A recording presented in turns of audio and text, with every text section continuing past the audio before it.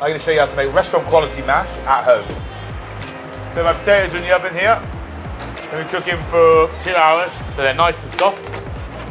These potatoes are Izuri potatoes. They're nice and waxy potato, really nice flavour. So roasting these in the oven, they're nice and dry. You want to try and avoid as much water in there as you can. So by cooking the potatoes in their skin, you know, the potato steams almost inside the skin.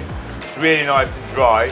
Enhances the flavour of the potato. Literally just going to take my potato that I've cut in half and just hold it through the sieve and then just literally push it through using the skin as a barrier. And then the potato will come straight through the other side and then you can just push the last little bit through.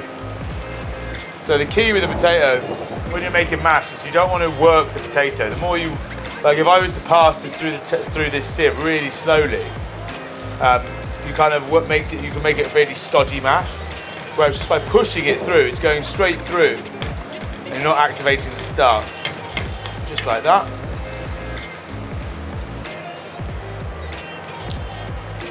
So these potatoes took about 2 hours in the oven, but you can do it low and slow if you had to go out to the shops or whatever. As long as the potato is cooked all the way through, just put a knife through the potato and it's done, then it really doesn't matter. So I'm just going to do that with all my potatoes. You can see how dry the potato looks. It tastes like potato skin. There's different styles of mash. Like the common, most popular one at the moment with fine dining restaurants is the one that's like, you know, it's all butter, but in this method, you can actually really taste the potato. And it's up to you how you want to finish it and how much milk and cream you want to use. We're going to go for something that's got a lot of butter and milk in, but equally nowhere near as much as some of like the more modern styles. When we used to work for Heston, it was about 50% butter. Whereas I actually prefer to actually be able to taste the potato a little bit more. I'm going to check my fatted sausages. That's right on. So I've got some milk going into a pan, and I've got some butter. I'm going to do mine completely by eye. Basically, in a nutshell, the milk is going to loosen the potato, and the butter's going to give it flavour. You can obviously just go just with milk, or you can go just with butter. If you go just with butter, it can be very, very rich. More of a sort of French style. You get more of a pomme puree-esque sort of mashed potato. You can make it as wet as you like. We're going to go for sort of like a semi-wet one. I'm just going to go in my potatoes into here.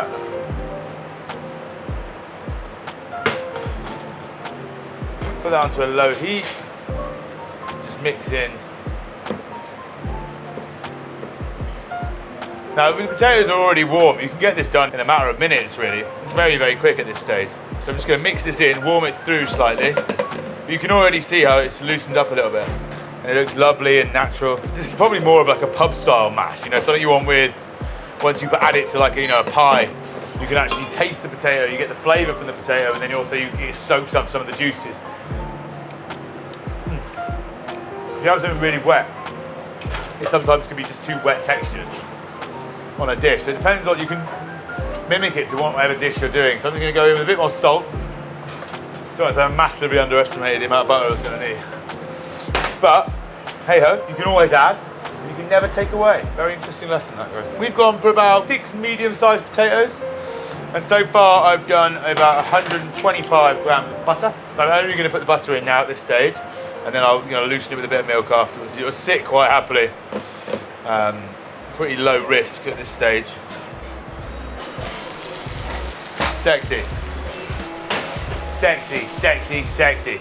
Pork, cider, mustard, and a little bit of chili. Fresh out the Fallow kitchen. Usually I would say when you fuck up the mash is, well, depending, some people like lumpy mash, but if you're putting it through a strainer like we did, you can't really get lumpy mash. You need to put it through with a bit of intent. Like, if you stand there and you're just like gently washing it around the sieve, you can get a very gloopy mash. Once you start, you want to go fairly quick. Because I put the butter in and not the milk, it always has like a slight, it could almost look like it's splitting. But that's why the milk helps bring it all back together.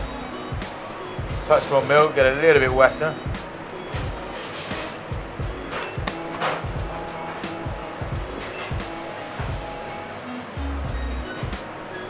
Just slowly work that milk in.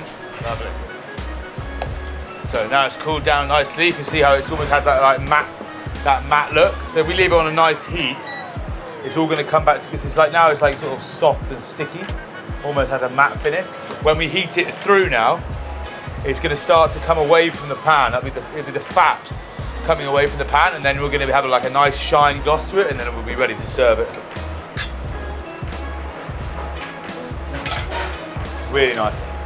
Beautiful. Got my sausages on the plate there. So I'm just turning it up now because we're almost ready to serve, and just helps sort of bring it together. So now it's coming. Now it's getting really workable. Just going to beat it together.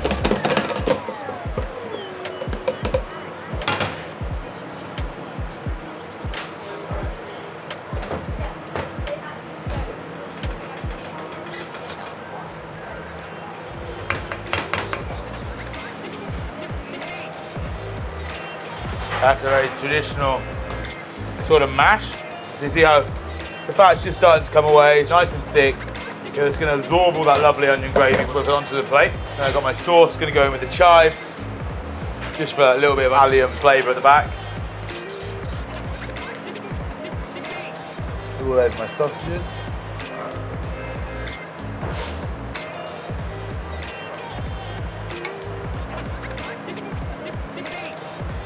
It's really good to like sort of mix in with the sauce, actually pick it up with it.